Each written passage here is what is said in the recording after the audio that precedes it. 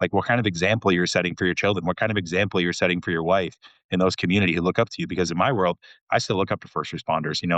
My grandfather was a police chief, aunts, cousins, and uncles were all first responders, and it's like that's a place of pride and a place of privilege.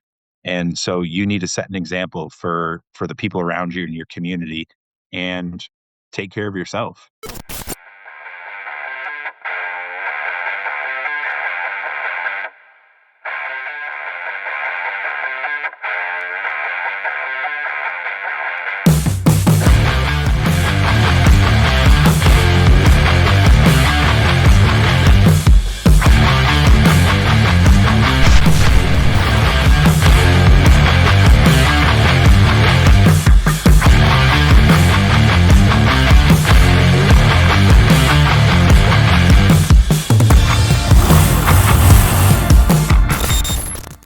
Hi, everybody. Welcome to another episode of the Blah, Blah, Blah Something Wellness Podcast. We are diving into fitness and nutrition. I am joined by an awesome powerhouse panel today. We have our returning special guest, Colten, which you guys have seen in a few episodes. And we're going to kind of go a little bit different of a direction because we do not have a full law enforcement panel today. But we do have some fitness experts in the house. So thank you guys for being here. I'm going to have you all introduce yourselves. Colten, will you please introduce yourself? And then JD and Brad, whichever one of you wants to go next, you can figure that out. Yeah, sounds good. So Colton Pearce, retired after about 25 years in law enforcement. I currently am working with a couple different fitness organizations and doing strength coach courses, powerlifting workshops, weightlifting workshops, and also still teaching fitness courses for AZ Post, who all you know is the certifying agency here in Arizona. And no, as always, just glad to be here and talk about anything related to fitness and health and wellness. It's always a blast. So looking forward to hearing from the other guests for sure. Thanks for having me. My name is JD Graham. I'm a registered dietitian. I specialize in sports performance, sports medicine, and executive health. And I work with Banner Sports Medicine High Performance Center, where I get to create fueling strategies for athletes, not necessarily always competitive, but also youth, collegiate, um, professional level. And then, of course, our law enforcement, which are definitely athletes in their own right, and create those fueling strategies so they can optimize their not only their performance at work, but their health and longevity as well. How's it going? I'm Brad Rowe. I'm a retired professional bodybuilder with a background in biomedical science. And I'm also right now a men's transformational coach, which includes what I call vitality coaching, which is holistic nutrition, functional health, nutrition training, and spiritual alignment as well. Awesome. And you have a very impressive Instagram, I gotta say, if anybody follows you. So you did bodybuilding, you did the whole thing, you did the whole tanned up. Yeah. Yeah, yeah, yeah. I was on the Mr. Olympia stage. It was a unique period of my life, but brought a lot of discipline and a lot of great experiences in my life as well. Awesome. That's amazing. Well, thank you guys all for being here. So, as we get into this conversation, we're focusing on fitness and nutrition as the topic, but we also go into the mindset, mentally fit, spiritually fit, all of the different things. So in your youth, I know, so JD, you were a gymnast, right? At one What? point. Did you start that pretty young? Age 4. Oh, well, yeah, well, that's young. Because I was going to ask, like, when did you guys realize that taking care of your body and strength conditioning and all of that was important? But you were just kind of right out the gate. So, will you tell us a little bit about how you got started and all of that? Yeah, I was dancing around the living room a lot. Mom said, "Wow, let's put this girl in gymnastics." So went and never returned. I did competitive gymnastics till 18, and then I went directly into bodybuilding really early. I started weight training when I was 16. I felt like I was the only girl that I knew in the whole world because I grew up in Alabama, and that was actually lifting weights on our back deck, with all the boys. But that really shaped my interest in strength and conditioning. So I was lost as an athlete with nutrition, and I was really lean, and I had what I look back upon now and had relative energy deficiency in sport, probably would have been much better athlete had I been fed properly or knew how to do that, or that had some fueling strategies. But that piqued my interest and curiosity of how to feed myself, and decided to major in food and nutrition. And then, of course, I wanted to specialize in athletes because believe it or not, a lot of athletes are misinformed and they get a lot of information from now it's more and more misinformation. But ultimately it's coming up with a practical solution for people, especially those that are of the law enforcement and professional sports as well. But that's how I got into nutrition and also strength and conditioning from an early age. Mhm. Oh, I love that. And we'll dive into it because there is a lot of misinformation and just confusing. And it gets overwhelming. Like if you don't understand the grocery store, and even in the because when I was growing up, it was like, okay, if you skip the center of the grocery store and you just go around the perimeter, you're good. Now, if you just go around the perimeter, it's like, no, no, still not good. Got to understand why those sections are. So we can kind of dive into that. One of the episodes that we had for fitness and nutrition, we had Kim Cairns, who's a nutrition expert here in Arizona as well, and teaches first responders. And one of the things that I love about her approach, specifically for cops, is the shift work. And she went to the gas station, and now the gas station is not healthy. However, if that's your only option, how do you make it as healthy as you can, understanding the realities of life? So we'll unpack nutrition for sure. Brad, when you were getting started, and that's kind of where did you start, and then how was your nutrition? We'll just stay on that topic too. Oh man, I was obsessed with the human body from a young age. I think I loved like Greek mythology, and just the human body and the human form was amazing. And from like that point, I knew I was addicted. I wanted to be a doctor. I was an athlete from a young age. I grew up riding horses, so using my body physically from there. And then in third grade is when I started playing basketball, baseball, and football. And I was a three-sport athlete all through high school. I went on to play college football, Division One football, and again, like nutrition was one of those things. I mean, I grew up in New Hampshire in a small little town, and I ate McDonald's every single morning for breakfast, and would drink a 2 liter bottle of Diet Coke. I mean, a full fledged Coke and like a bag of chips before a football game, and thought it was nutritious. And when the reason why I actually got into like one of my first bodybuilding competitions was my best friend had done a show. He moved down to South Carolina, and he told me, he's like, "Hey man," he's like, "you can train, you can pose, you can do all the physical stuff." He's like, "but you can't diet because you're a junk food junkie." And I was like, hold my beer. And then it ended up turning into making an entire career out of it and giving up medical school to pursue it.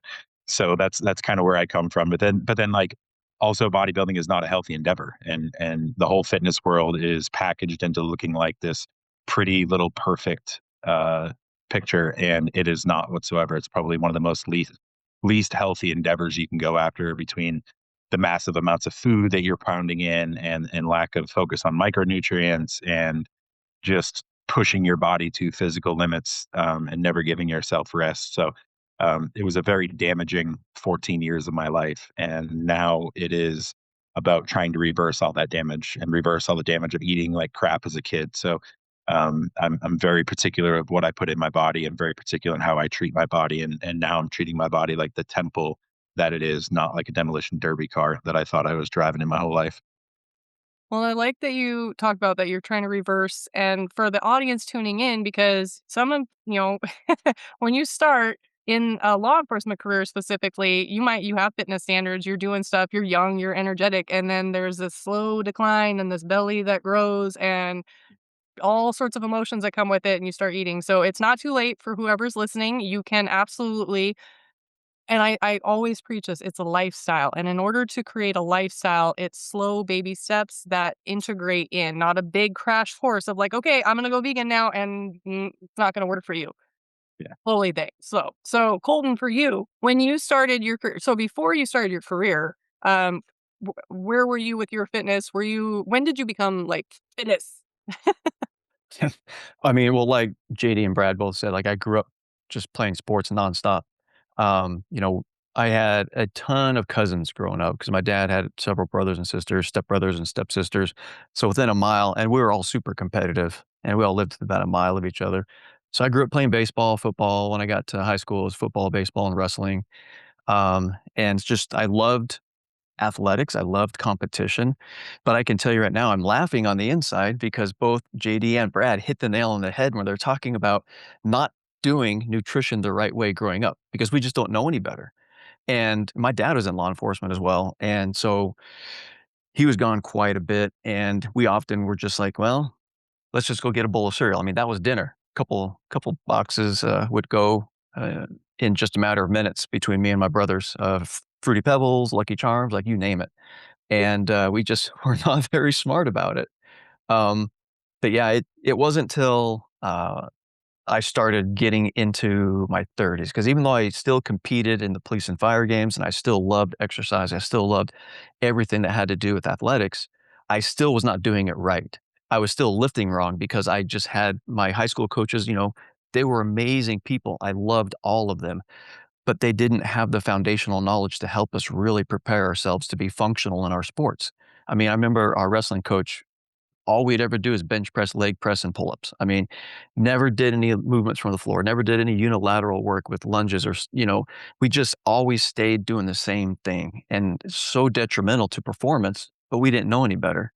And it wasn't until just suffering some injuries and trying to rehab through there and changing my mentality because, I'm almost 50, so I grew up watching Arnold Schwarzenegger and Sylvester Stallone. And so that was our educational background is, hey, let's go to Gold's Gym. Let's talk to all the big dudes. Let's read Arnold Schwarzenegger's Encyclopedia of Bodybuilding. Let's figure out what we're supposed to be doing. I mean, so it wasn't until I really started diving into performance and how to really affect strength in different positions, especially in the tactical world with law enforcement. It took me till I was in my 30s to really start digging in and learning and doing it the right way. And I think that's I'm laughing, so I'll just share my nutrition. Because when I was in high school, I ran track, I was a cheerleader. I was always naturally skinny and but I was never a morning person. And so my breakfast was ham and cheese Hot Pockets because it took 2 minutes in the microwave. You could wrap a paper towel around it and then I could dry it. And I had a Letterman's jacket that had cheese drips all over it because I would spill one on the way. So, yeah, so Hot Pockets, Easy Mac, ramen. Those were like my staples. And to this day, like now that I know better, but ramen's the one thing I'm like, I know, but I'm not going to give it up. It's comfort food. Um, I didn't learn about nutrition until I lived on Maui and I had an avocado tree in my yard. I had like, you could just get abundance right to you. And then I was like, oh, you should actually eat healthy. That matters. So, on that note, with law enforcement specifically, they're kind of known for really bad diets. Partly because of what's available, fast food and eating fast. So let's dive into the nutrition part and the mindset part around that too. So what are when you think nutrition for all of you, like what's the first thing that you would tell the audience of like, hey, you need to be aware of this? What is that for you? For me, it's about practicality and is it sustainable? Because if it's not sustainable, it's not going to be maintainable. And it's just going to be that hamster wheel where you're on and off like most people. So for me, it is getting really clear on the expectations and of the individual what are they willing to do, and then getting a day in the life of what is available to them. So it's not a cookie cut situation. But as far as a template, I like to always root down in protein at every meal, and we get specific about what protein is, whether it's convenience protein or a high quality protein, combined with a carbohydrate of course, ideally timing, quality, and quantity matters, and some form of color, which is fruit or vegetable. So I like the goal template is always protein, carb, color. And then discussing quantities, timing, all that, that's going to be a variable based on the individual's life and lifestyle.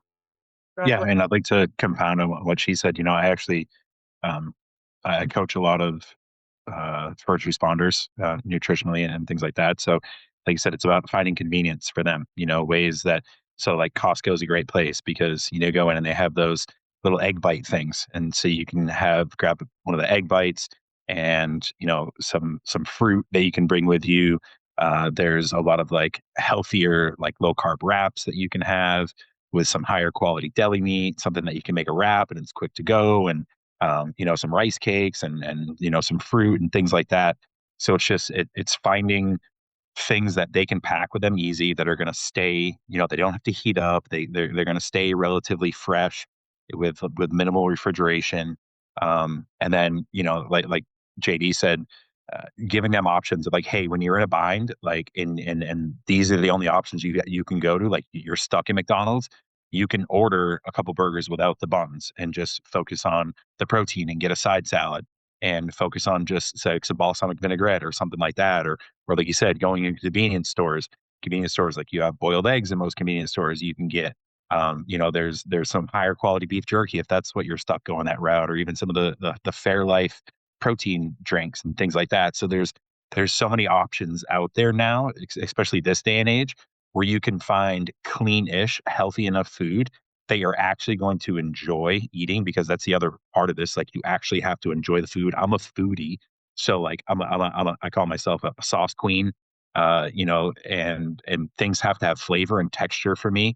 So I like I'm really good at finding ways that you can feel like you're eating a wholesome, healthy, comfort food meal, but you're not getting all the crap calories and sugar and junk out of it. So it keeps you on track. There are totally ways to do it, like you're saying, Brad, and it really comes down to teaching them those strategies and just giving them examples, and on social media, always taking pictures of what I'm eating, and then my clients are like, "Oh, I didn't think of that. Oh, I could do that." So it is to a level, spoon feeding them the information, also giving visuals, list, keeping it practical is always the foundation. Yeah. Well, and I say, yes, I echo that as somebody that, I've watched people on Instagram and social media, mentioning Kim again. Kim is really good about putting the pictures of what she's eating, the recipes, and for me, it like pops up into my algorithm, and I'm so thankful because when you're trying to get creative with it, it can kind of be a little daunting, and as we, especially if you have kids, you get kind of stuck into what they're gonna eat. Like our kids are kind of picky, so spaghetti, chicken nuggets, mac and cheese, like we have our staple go tos, and then to think outside of the box of like what's new. So to you guys, keep doing that. To all of the people that are doing nutrition on social media, keep posting your pictures. Even if you only have one person liking it, I promise you people like me are like, "Oh, I forgot about that cucumbers exist. Let's do that tonight." Colton, what about you with nutrition? Well, I've still got Sauce Queen stuck in my head, so I I I'm definitely gonna be labeling somebody else in this household as a sauce queen, that's for sure. But, no. So back when I started in 1999, the options for convenience were not there like they are today. Like Brad mentioned going into the convenience store, like, yeah, you go to QT, the sandwiches aren't half bad. They've got the double packs of hard-boiled eggs. They've got the little packets of meats and cheeses. Like, there's so many options that just were not there back when I started. And so I think that it goes back to like what JD was saying, as well as sustainability. I mean, the hardest part for people that are in the law enforcement community are preparing their meals properly, especially when you're working on call.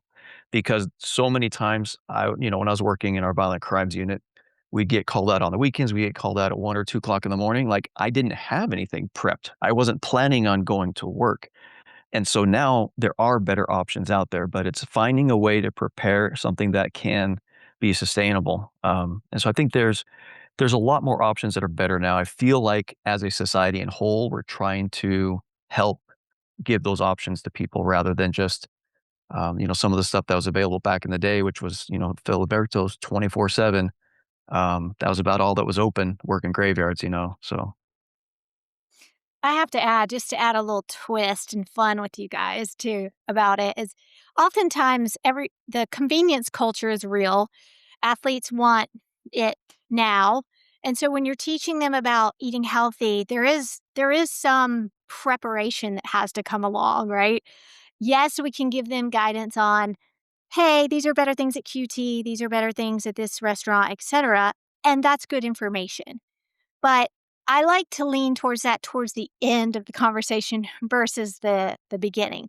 And that means that I'm asking them to put some effort into some meal preparation in advance, and then reminding them that if you really want to be healthy, if you truly want changes in your health, you're going to get bored of the food that our body is intended to eat. So if you are bored, you're on track. Yeah, that's a If good you're point. always looking for new recipes and changes, kudos if you have that desire and that time and that energy to devote towards creating recipes. Moms, they in it's a lot of ways have to do that, but they children, they got a family to feed, dads too. But, if you have a single man who's in law enforcement, he's not really caring about the recipe. He wants practicality, and then not always on demand, but prepping some food, and maybe you're eating the same lunch 3 or 4 days in a row because you made it in advance. And yes, it might get boring, but you always have to come back to the question, what am I trying to accomplish? Right. Yeah, no, I love that. And just like you said, like simple things of just having some ground turkey, some black beans, some rice and salsa, mixing it up, and you've got 3 or 4 days worth of food there. And you can even like Colton said, like, okay, you get called in. So what you do is you just take those individual things like that and freeze that. Just put it in a freezer, safe bag, freeze it. So like say you get called in, you just grab one of those frozen things and they'll kind of defrost as you're on shift, and it's something that you can at least have that is clean, that is prepared for, and is kind of hitting the macros that you need for the day. And there's, like you said, there's a million different options of doing that, and just maybe setting one day every couple weeks, and just having like emergency meals made where they're thrown in the freezer in case you're in that bind like that, where you can just let defrost throughout the day. And, like JD said, also, it's like, what are your goals? What's the realistic reason for this? And playing into the mindset thing, Tammy, of all right, why am I eating healthy? Like it's not just for this vanity reason because I want to lose weight and I want to look good, which that might be a part of the driving factor. But like, we are the most unhealthy nation in the world. We have metabolic disease and neurodegenerative disease, which is just overwhelming our entire population. So do you want to become another victim? Do you want to become another number in this society? So taking care of yourself, staving off these metabolic diseases and reducing inflammation. So you're reducing congenitive diseases. Now you're not being dependent on someone else, because as you get older and you grab some of these diseases, now your family and your children are going to have to take care of you, and you're going to be dependent on someone else. So taking care of yourself now and sucking it up, and ensuring that you're living a healthy lifestyle so you're not degenerating quicker and becoming this shell of yourself later on down the road that's dependent on everybody to take care of you. And especially if you're a family man, like you got to think about your kids. Like what kind of example you're setting for your children, what kind of example you're setting for your wife and those community who look up to you. Because in my world, I still look up to first responders. My grandfather was a police chief, aunts, cousins, and uncles were all in first responders, and it's like that's a place of pride and a place of privilege. And so you need to set an example for the people around you in your community, and take care of yourself. And so that's one of the biggest things that I try to drive into people from a mindset perspective, as far as like why they need to eat right. Well, and I love that because in the law enforcement and first responder fields too, it's talked about so often that the life expectancy after retirement is like 3 to 7 years. And I don't hate much, but I hate that. One, my dad was one of those statistics. It's a true fact. It is a true stat that is an old, also, everything in law enforcement needs to evolve because that's an old school mindset. Like Colton said, back in the day, there were not options. We have all the options now. There are PDs. I know a local PD just brought in a vending machine that's full of healthy meals. So departments across the country, that's an option for you. We don't have to become a statistic of you only have this. All law enforcement should be aiming to live till they're 100 so that they cash in every penny of their pension, right? Get your money's worth. So we are always going to have struggle and challenges in our life. What kind of struggle and challenge do you want? Do you want to have that struggle of when you retire, now you have all of these health issues that are going to compound because you didn't take care of yourself the whole time? Or do you want to have okay, I'm going to have a little struggle because I'm really tired, but I need a meal prep? One thing that you guys made me think of. So Chris, when he was working, not healthy wise, Chris has been working with his diet. But when he was working, he would always go get like tacos or whatever, and he'd always get extra food to share with somebody if they didn't bring enough. And so if you are somebody that is working in a first responder field and you are really good at meal prepping, like you've got that dialed in, or maybe you're like watching this episode and you're like, I'm going to try it. What I'd invite you to do just to be nice is make one extra meal that, like you were talking about, Brad, you can freeze it. Make one extra frozen meal that you can take to the PD and leave and label it for emergency for whoever needs it if you forgot your food. Just pay it forward a little bit, because if everybody did that, then we could get rid of some of these late night Jack in the Box runs, right? So little things like that could make a huge impact. And real quick, I wanted to throw in too, what would be your advice for this one? Somebody that is not very great at planning ahead, or they're trying, because I do this all the time. And I know there's a lot of people that do this. You go to the grocery store and you go in being like, I'm going to be healthy. And you buy all fruits and veggies and everything that you're supposed to get. And then by the time you get home and you get it unpacked and you sit down, you're starving and you don't have anything cooked. And you look at your food that you just spent $200 on. And you're like, I don't have any food. I don't have anything to eat. And then you ended up grabbing a burrito or, something crap because you're just hungry. So yes, I know, plan ahead, all dedicated, but for the real, what for me and for other people like me, what would you guys give them as advice for that? Don't ever go to the grocery store hungry. That's That that's one of the big. I did that today. I went into Costco and I was like, I'm just gonna get a couple of things, and I literally walked out with like $500 worth of stuff, and I was like, what did I do? Uh, yeah, it's one of those situations of just having something healthy, convenient around. Like when that hunger was really kicking in, like could you hydrate yourself to kind of curb that hunger real quick, or just grab a piece of fruit that you just got, just like a simple apple or something like that is going to curb your appetite enough until you have time to actually prep that and cook that food.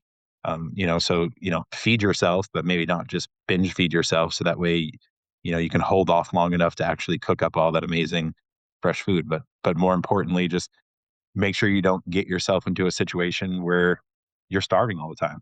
So keep some healthy nuts in your pocket and things like that, so that way when you feel those hunger pains coming on as urges, you snack. And that doesn't mean grazing all day. That just means cutting yourself out of a potential disastrous situation of binge eating on food that's not good for you, because you lost track of time and weren't prepared. And to be prepared, a easy strategy that I like to teach is, number one, you've got to get to the grocery store at least once a week. And when you walk in, you want to remember the 5, 4, 3, 2, 1.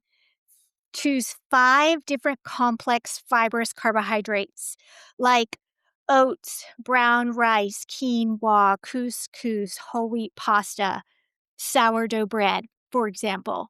Choose 4 different lean proteins like meat, fish, poultry, eggs, yogurt, cottage cheese. Choose 3 different fresh fruits and vegetables, or frozen. Frozen is even better because you don't have to get to it too soon if you feel like you are always throwing those fresh produce away. And 2 is choose 2 dietary fats like olive oil, nuts, seeds, avocado, to last you through your week. And then the number 1 is choose something that's a junk food that you enjoy. Is it the ice cream? Is it the cookie? But 5, 4, 3, 2, 1. And that way, when you're going into the grocery store, you're not leaving with not enough to get you through the week. And then you go home, and ideally you would have a meal prep sesh twice a week. A Saturday or Sunday, cook 3 to 4 days ahead.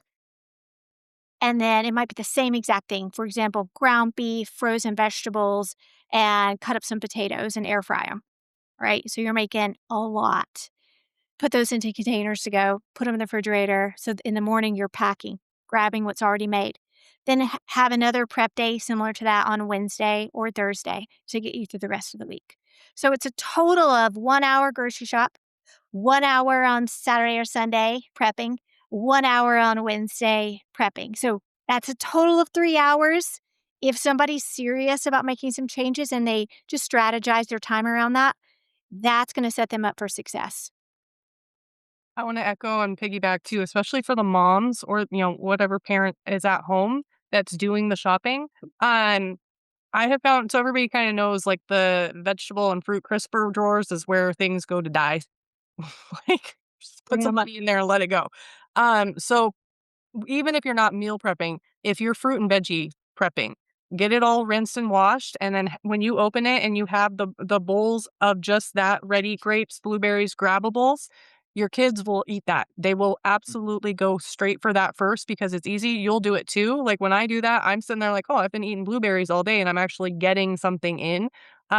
So having that, because if you have the intention, and especially if you keep everything, especially Costco, like Costco's great, but everything's so big and bulky, and if you have one rotten berry in the middle of that whole thing, you wasted your time, right? So clean it up and prep that as well. Colton, did you have anything? Just real quick, one of the things that we have found success with is we actually plan the meal itself. So when we go to the grocery, we have a strict list of all the ingredients for those meals. And very similar to what JD was saying, like we plan where we make 3 meals a week and we count on those 2 other days to be leftovers during, Monday through Friday. And we typically will overcook the lean protein because we can always add it to something else later. But it not only will save you money, but it'll also eliminate, a lot of instead of just buying one treat, because 'cause I'm guilty of buying 2 or 3 at times. But if you stick to that list, you'll save money, it'll reduce waste, and you are actually making healthy meals that will sustain the whole week. And it helps set you up so that you're not really stressing about it, and you have those ready to go. That's right.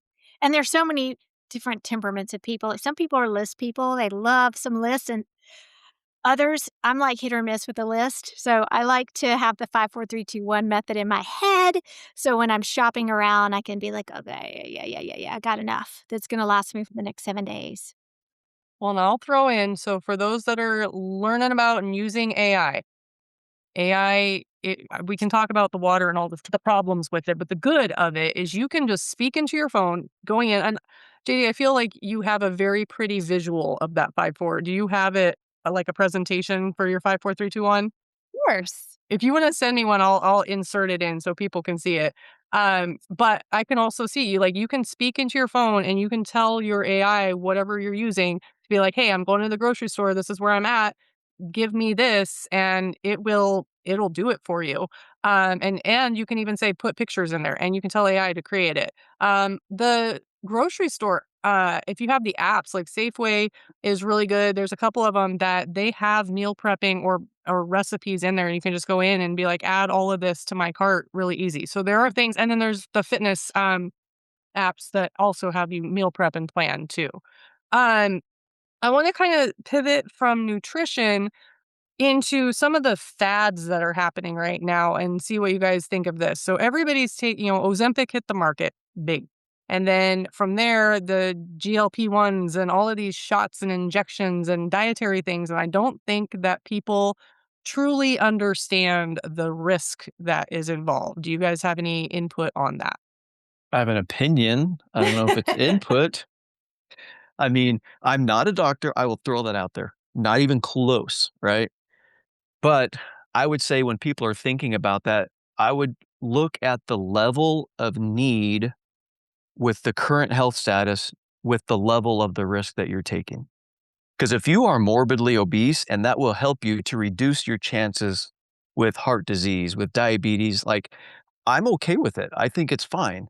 But again, it's because it's all balancing what's worse, maintaining, because it will take them a long time to get on track. And it is a challenge. And so I'm actually okay in some cases. Obviously, preparation, meal planning, regular activity, it is always the best route. But I know several people personally who just can't get over the hump. And if that allows them to get over the hump and they're under a doctor's care, then I am okay with it in most circumstances. But again, it's a balance because at what cost are you using it for? And anyway, that's just kind of an opinion I have about it. I see a lot of patients in our clinic because I also work with the sports medicine doctors along with athletes for concussion care, weight management, and so on. But the executives that I see that come through are the ones I see more on the GLP-1. And my thoughts are if you're considering a GLP-1, get informed consent. So, informed consent is what are the benefits? What are the side effects? What are the pros, the cons, and the alternatives? Those are the three items for informed consent. Because oftentimes I'm getting patients who are coming off of GLP-1 who weren't told, or even on the medication, who weren't told that the side effects were what they were. And so that's important to do your research ahead of time because it's not just give me a shot, I'm no longer hungry, let's lose weight. There is a biochemistry change in the body. There is some paralyzation of the gut that is occurring that's causing a lot of constipation and a lot of micronutrient deficiencies. I'm looking at their blood work and I can see they're going to have to supplement so much more than the average person who can eat these foods. And a lot of people are like, good, I was tired of eating anyway. Whatever that concept, that idea of if I could just take a pill and it give me all the nutrition, then I'd be good. But that's not it. Supplements aren't first. They are second to food because food is always the delivery system for supplements anyway. And there's biochemical compounds in food that is unmatched by supplements. So supplements isn't going to solve micronutrient deficiencies. Will there be weight loss for people on GLP-1 semaglutides? Of course. Most of the time they are. And again, it's what's it worth to you? What are you trying to accomplish? I like to ask too, why are you choosing this route? Because usually when we get to it, and I think, Brad, you could appreciate this in Colten too, because you work with the strength and conditioning side of things, personal training and so on, is they're not willing to do oftentimes the strength training plus the conditioning training that creates a metabolic shift, right? Or the nutrition concept of, hey, we devote 3 hours a week to inconvenience of grocery shopping, meal prep. So if the answer is no, I'm not going to do that. No, I'm not going to do that. Just give me the shot. Then okay. But once they come off of that medication, what I'm seeing is the weight will return most times. If the lifestyle um, pillars of what that create overall longevity and metabolic health aren't in place before the semaglutide, they're going to have to get in place while on the semaglutide and certainly afterwards. So it's more complex than just give me the shot and let me lose some weight because we have plenty of methods going way back on how to do that. But is it sustainable? And what happens after it's no longer in the budget because it's an expensive drug as well? What happens after that? Yeah. Well, okay, disclaimer for everybody. We're not giving medical advice. I have a doctorate. It's not the right doctorate to talk about it. So I'm going to go from my own female perimenopausal crash course. Shit. Okay. Learning, right? And I've had to do a lot of studying because all of the women in my world that are in their 40s, when we're kids, we get puberty class and we get warned about all these things that are going to happen to our body, right? And then we're adults. Nobody warns us. There's no class for menopause and perimenopause and testosterone and hormones. I mean, there are now online, but you kind of just wake up one day and be like, oh, I'm old, apparently. Cool. So you have to learn as you go. And I see a lot of women specifically gaining weight, having all sorts of hormone issues. And I've been there. I talked to JD when we first met. I'm like, yeah, I could go when I was in my 20s. If I gained a few pounds, I'd skip lunch. I'm back to being what I was supposed to be. In my 40s, and Colton's heard me complain about this for years now because I've been trying to balance it. I'm like, dude, I'm working out. I'm counting calories. I'm watching my macros and my micros, and I am gaining weight. And it's very frustrating. So I understand where the women specifically are struggling, and it is a toll on the psyche. So if there's a quick shot that you can take to help you lose the weight and feel good again, however, I just want to echo and disclaim, you gotta do your research. It needs to be medical. You need all these celebrities that are doing this stuff. Hello, they have money and they have the top professionals monitoring their every move. They're not going to some clinic or somewhere and just getting shots. So please just be mindful of whatever you're thinking you're going to stick into your body. And before you do that, get your hormones, figure out what your hormones are doing. That's my yes. Brad, what say you? Yeah, and just compounding on you, there's take a screenshot of what's actually going on there. There's obviously some hormonal things, some lifestyle things. And, like you guys said, if you're taking it just because you're expecting a magic fix and you're not going to change anything else in your lifestyle, how you eat or how you move your body, then you're setting yourself up for failure. You're setting yourself up for a lot of these negative side effects that come along with it. There's probably going to be some extreme yo-yoing when you come back off of it. Also, there's just a lot of evidence showing the GLP-1s are there's so much more negative effects to them, and kind of a lot more positive research on trizepatide, which is the second version coming out, and not enough research out yet on retatrutide, which is the GLP-3. But from what I'm reading, there's a lot more actual significant metabolic advantage to those. But again, be informed, get your blood work done, and take a screenshot of what's actually going on, and a mental screenshot of the work that you're actually willing to put in. As a coach myself, I'm one of those people. I dabble with everything. I want to try it before I ever have a client of mine or one of my athletes use something. And when I first tried GLP-1 at like even the smallest dose, I would drink 6 ounces of water, and that water sat in my stomach for like 8 hours because I went through extreme gastric paralysis. And it was the most uncomfortable feeling in the world. And on top of that, it's also going to increase your resting heart rate. It's going to reduce your HRV. So we're talking about men and women who are first responders who already have nervous system issues and already have poor sleep and things like that. So it's going to significantly reduce the quality of the sleep that you are getting because of those factors. So those are all things that you really need to take into account before you go down that path. And that's such a good point because a lot of people, everything's freezing, and so it's not processing through. And so a lot of people just think, oh, well, this discomfort is just a side effect. I'm just getting used to it.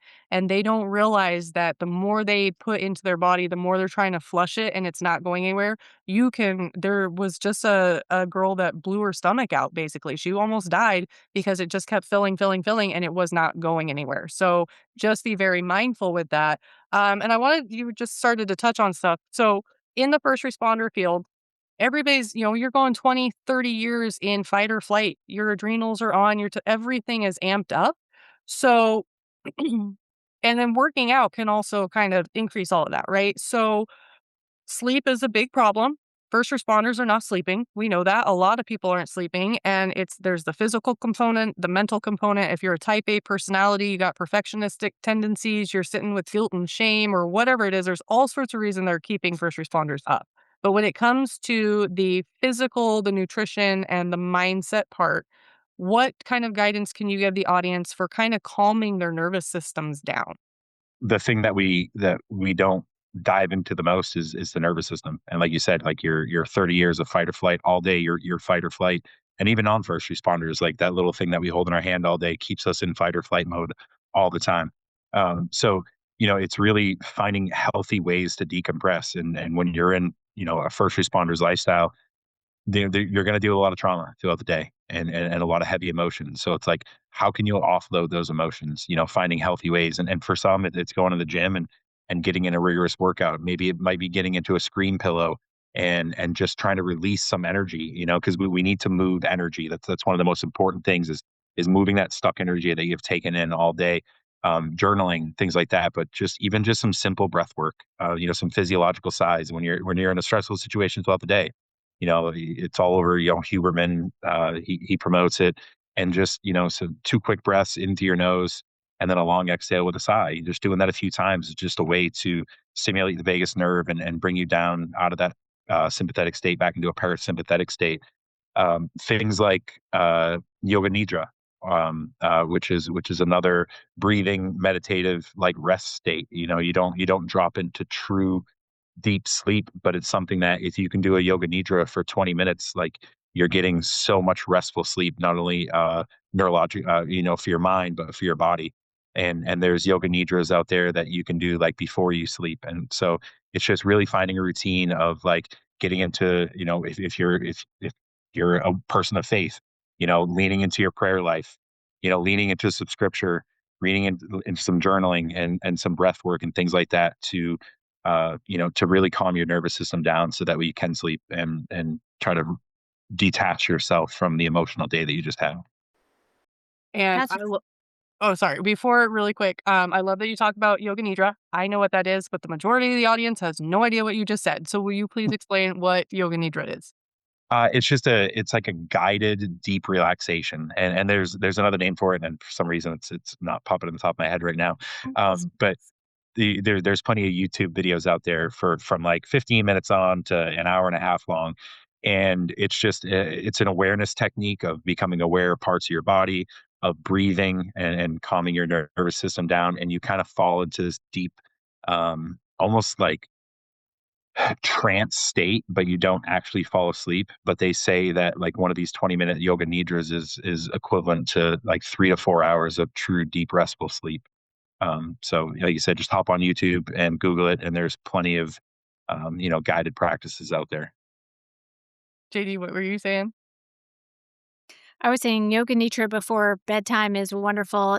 It's like a body scan and it's conscious rest, and you don't have to be a meditator to tap in and just follow the instructors. There's 10-minute sessions on Spotify or Apple Music. You can find it anywhere, and it really is a great way to start regulating the nervous system. Breath work, the tactical breathing or box breathing, as it's called, is a wonderful way just in the middle of the day to tap in and recenter and recalibrate, and allowing yourself to express, not repress, what is depressed, and finding whether that's through talking to a professional, whether that's like Brad was saying, journaling, talking to your good friend, someone that's going to give you wisdom and discernment and clarity, isn't going to just tell you what you want to hear. But also, I fiercely believe in screaming into pillows.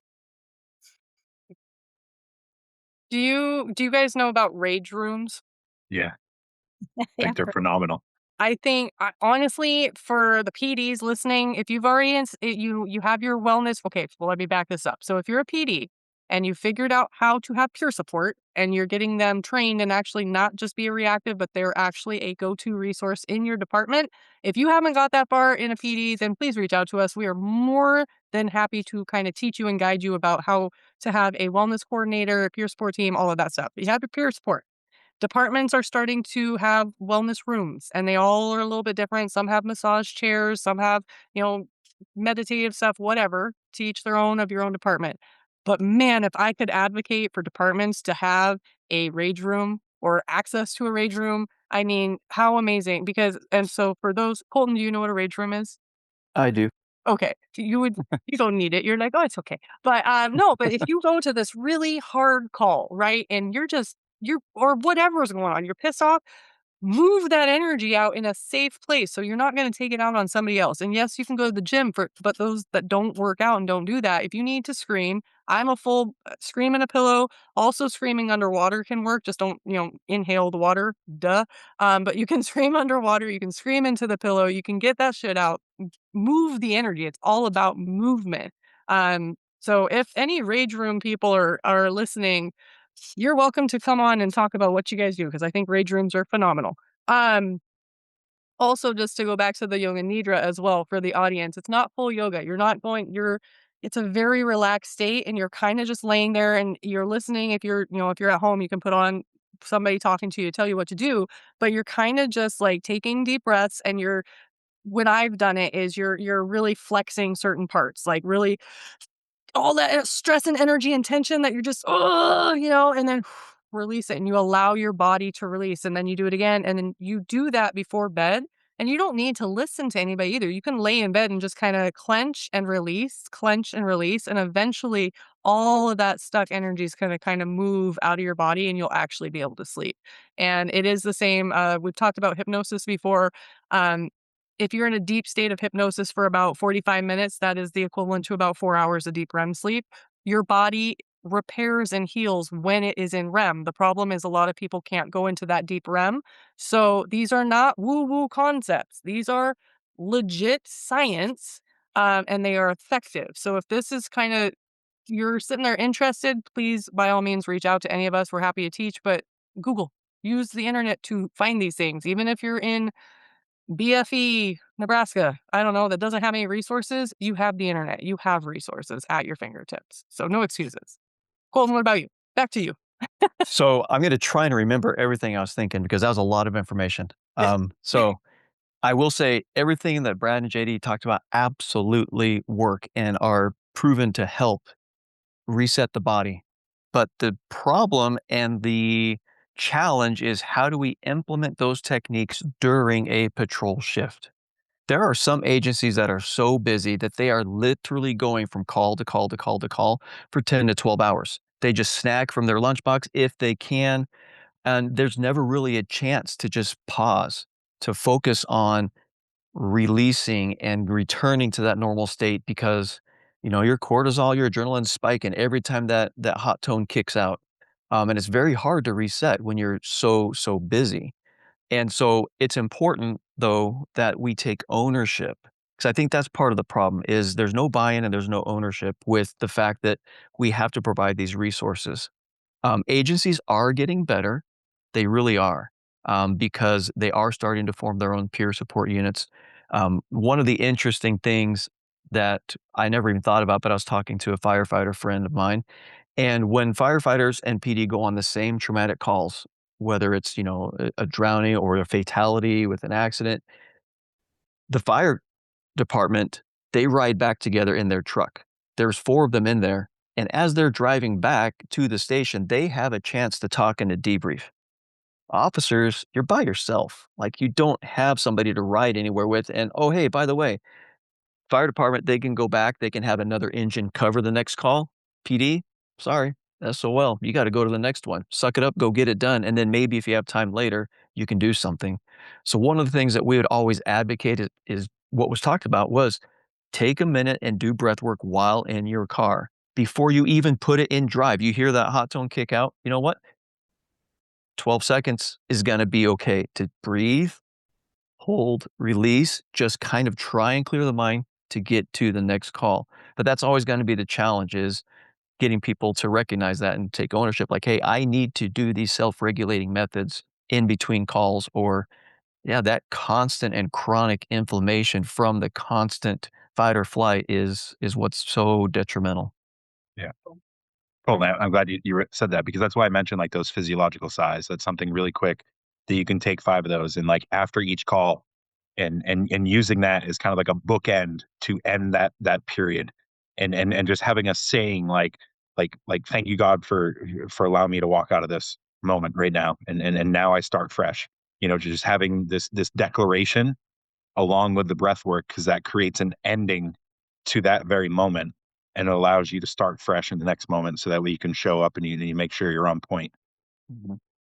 And a method to remind you to practice your breath work in the car, it's to keep some essential oils in the console so that it's like, oh, that's a treat to be able to inhale that oil and smell something nice. And it's like, or whatever the release needs to be. So that's something that could help you create the habit of it's time to breathe.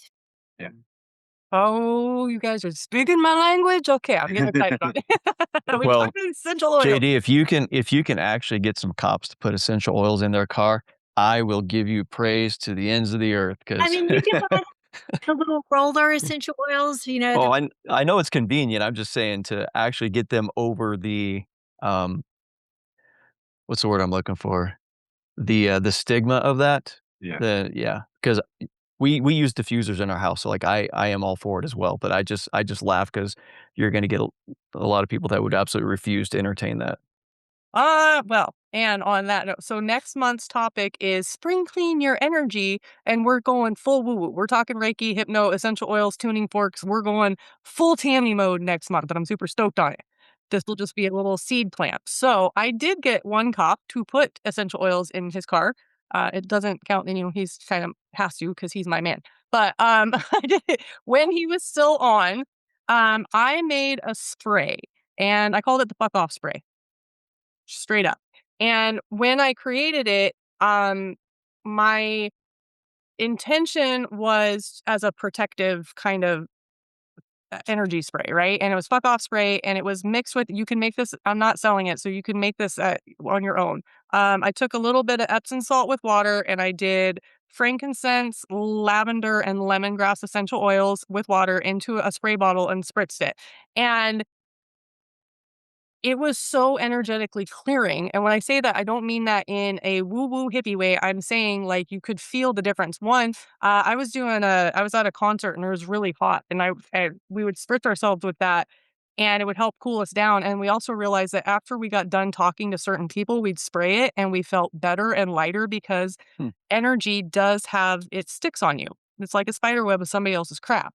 Well, I gave a bottle to Chris and he kept it in the patrol car. And so he would constantly, after he'd get done, he started using it just to cool himself down. And then he's like, oh, wait, there's something to this. And because you're also breathing it in. So with essential oils, and when I say essential oils, do not go to Walmart or Walgreens and get bottom shelf crap. That is all synthetic chemical bullshit.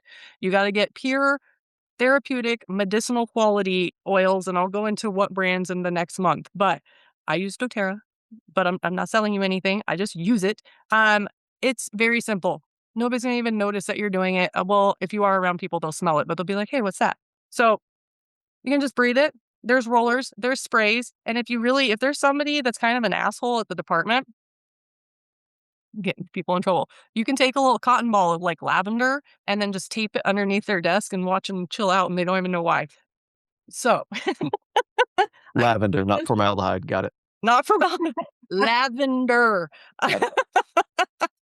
The other thing that you can do, especially from the seat of the patrol car, and if you're like, well, no, I don't, da, da, da, da," you go to the bathroom at some point. So when you're going to the bathroom, you go into a stall for the dudes. Don't just stand there. Go into a stall and you can breathe. You can take time to breathe.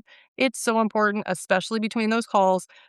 We'll dive into this one next month as well, but there is a technique called EFT. It's the emotional freedom technique, and it's tapping.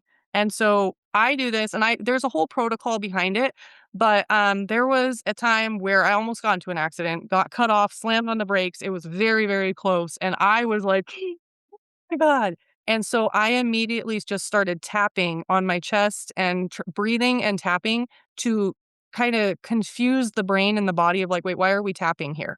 And it helps really slow down the nerves really quick. So that is something are you guys familiar with EFT? You guys do it? Probably should do it more.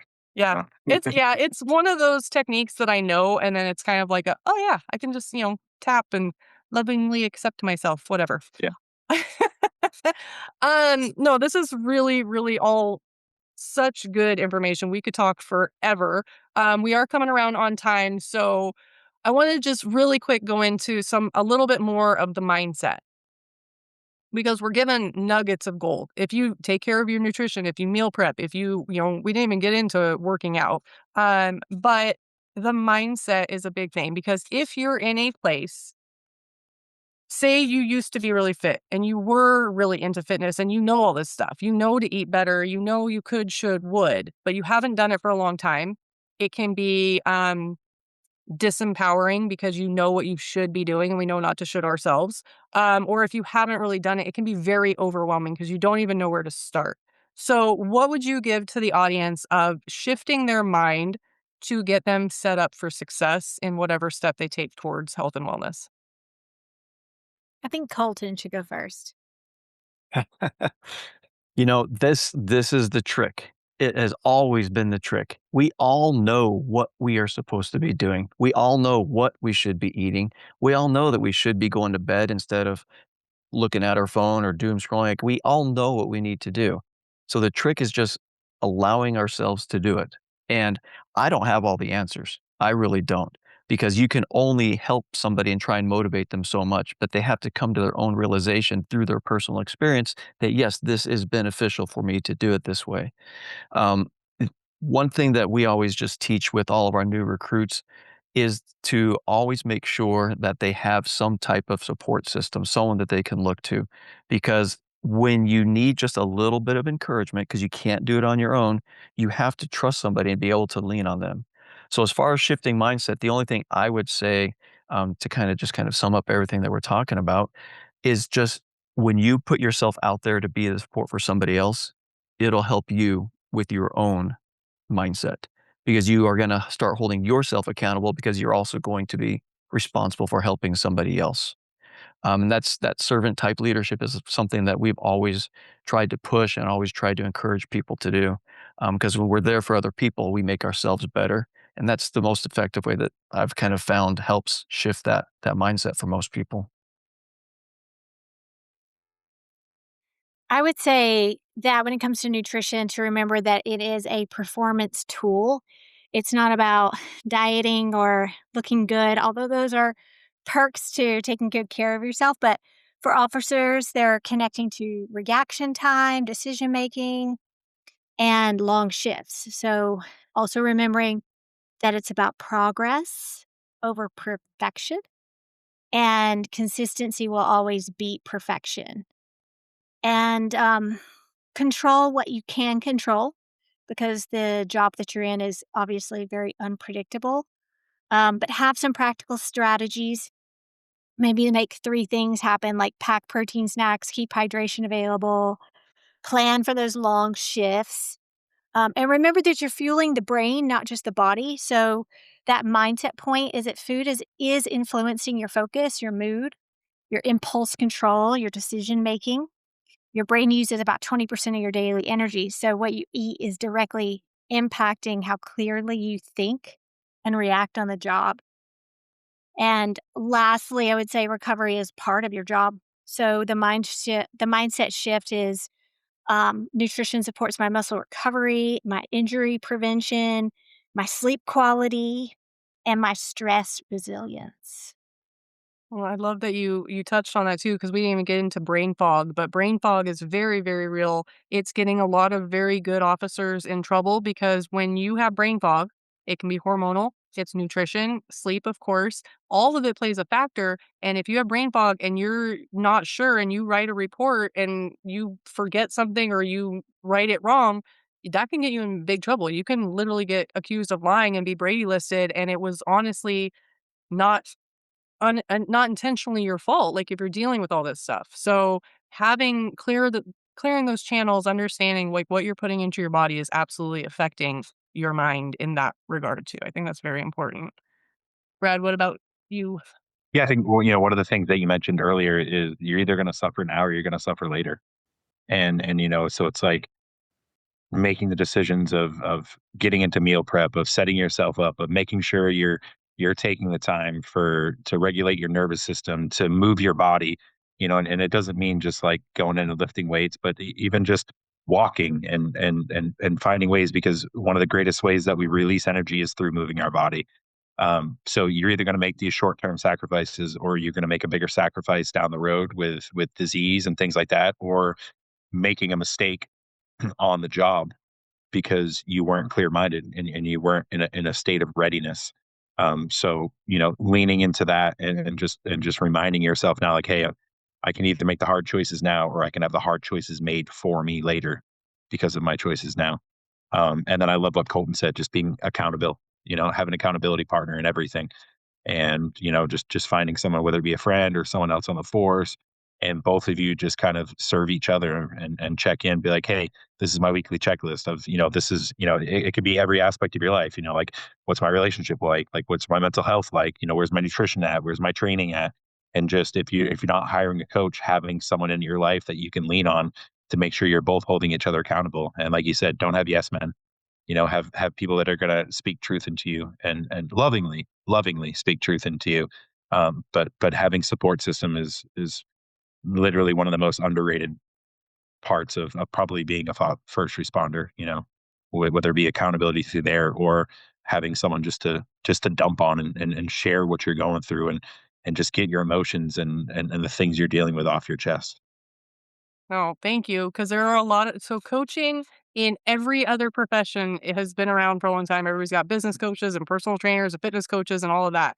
In law enforcement, it's kind of a newer concept. It's only been on in there for a couple of years. There's a few individuals that have been doing coaching, and now more and more there's more companies. Every time I go on LinkedIn, there's a new coaching company, and as law enforcement coaching, I'm like, okay, yes, and what are your standards? And let's make sure that we're doing this right. And let's talk about that. And a lot of the PDs are, I don't know what coaching is. What are we supposed to do here? So thank you. You summed that up beautifully. And we're not therapists, but we are accountability partners for that. So 100% thank you.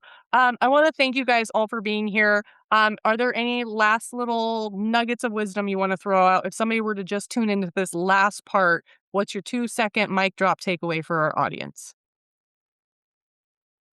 Mine's just have a friend that you can talk to. Have someone in your life that you can be utterly vulnerable with and just dump on, because that's going to be one of the greatest ways of releasing trauma and releasing emotions and helping reset your nervous system. And I'll go with the nutrition landing, um, closing comments of you can't outtrain poor fueling. Food choices today affect tomorrow's performance, and consistency beats intensity when it comes to nutrition. I'm just gonna say life happens. It's okay if we make mistakes and we're not spot on with nutrition. We miss a workout here and there.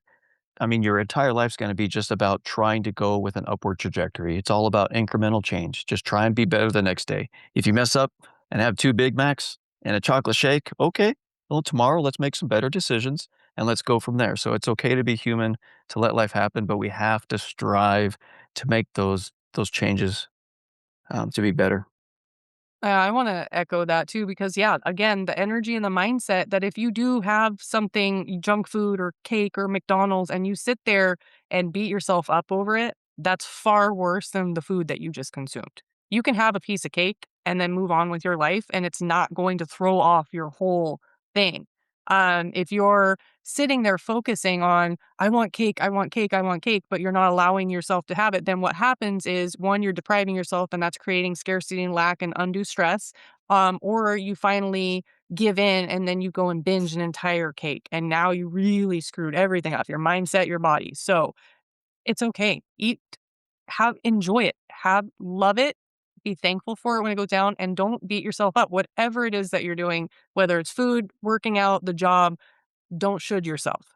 There is no should. It is just what it is. Accept it, move on, and then you can be happy again. So, on that note, thank you guys all for being here. For the audience tuning in, as always, like, subscribe, follow, do the things. And in the description, we always put everybody's contact information. Follow them on Instagram. If you want to talk to anybody, reach out. Our guests are always very approachable, and everybody here is to serve and make sure that you're living your best life. So don't be afraid to reach out.